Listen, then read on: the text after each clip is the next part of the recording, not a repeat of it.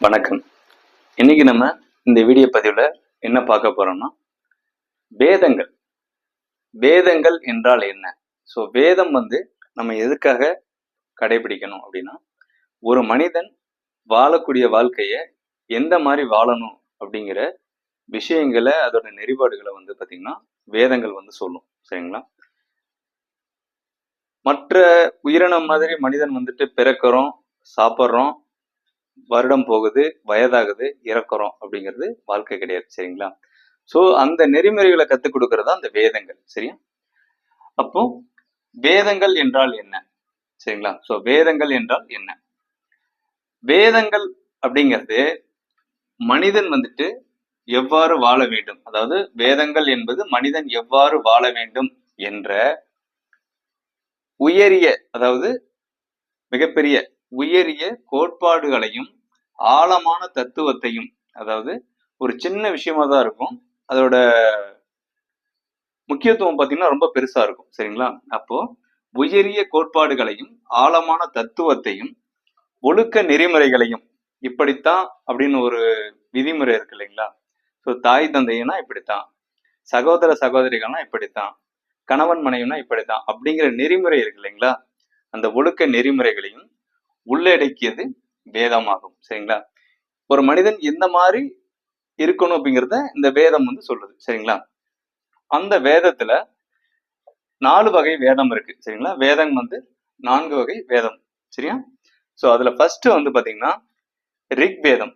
So first rig வேதம். So ரெண்டாவது பாத்தீங்கன்னா யஜூர் வேதம். சரிங்களா? ரெண்டாவது யஜூர் வேதம். மூன்றாவது சாமம். சரியா? சாமம். ஸோ நான்காவது பாத்தீங்கன்னா அதர்வனம். ரிக், யஜூர், சாமம், அதர்வனம். ஸோ வேதங்கள் 4 வகைப்படும். ஸோ இந்த 4 வகை வேதங்களும் இதுதான். இதுல உட்பிரிவு அப்படிங்கிறது நிறையவே இருக்கு. சரிங்களா? ஓகே. இதுல அடுத்து வேதங்களுடைய உறுப்புகள் நம்ம எந்த மாதிரி வகைப்படுத்த வருது அப்படிங்கிறத பார்ப்போம்.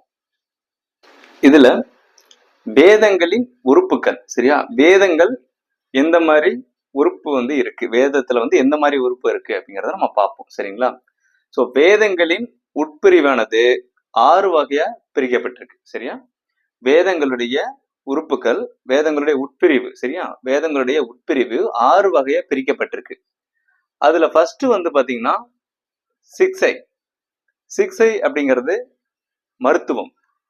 ஒரு உயிருக்கு, எந்த ஒரு உயிருக்குமே தன்னுடைய உடல் காயங்களை, உடல் நோய்களை தீர்க்கறதுக்கு ஃபர்ஸ்ட் இம்பார்ட்டன்டா மருத்துவம் அப்படிங்கிறது வேணும்.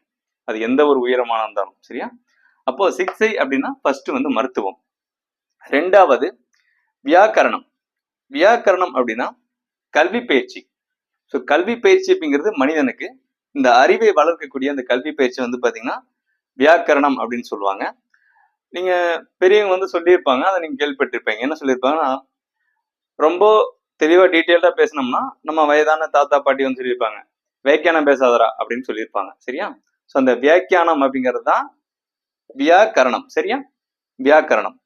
இப்போ மூன்றாவது பாத்தீங்கன்னா சந்தஸ்.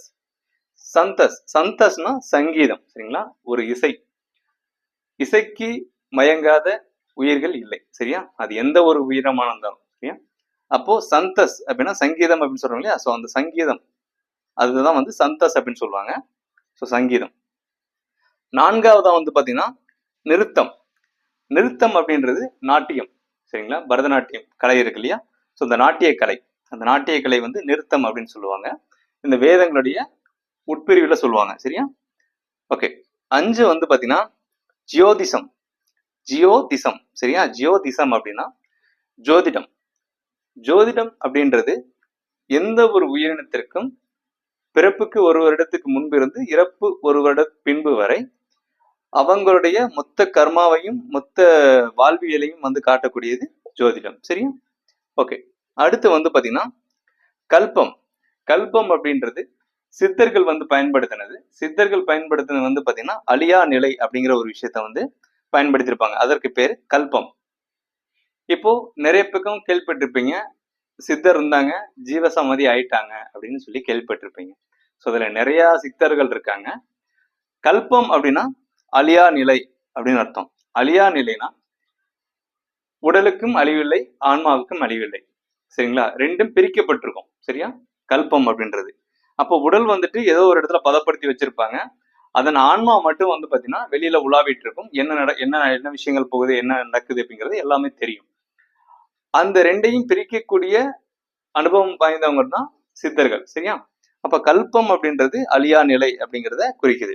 அப்போ வேதங்களுடைய உட்பிரிவு 6 வகை. அந்த 6 வகையில வந்து பாத்தீங்கன்னா இப்ப நீங்க பார்த்திருப்பீங்க. சிக்ஷை, வியாக்கரணம், சந்தஸ், நிருத்தம், ஜோதிஷம், கல்பம். சரியா? இதுதான் அந்த 6 வகையான வேதங்களின் உட்பிரிவு. Okay, thank you.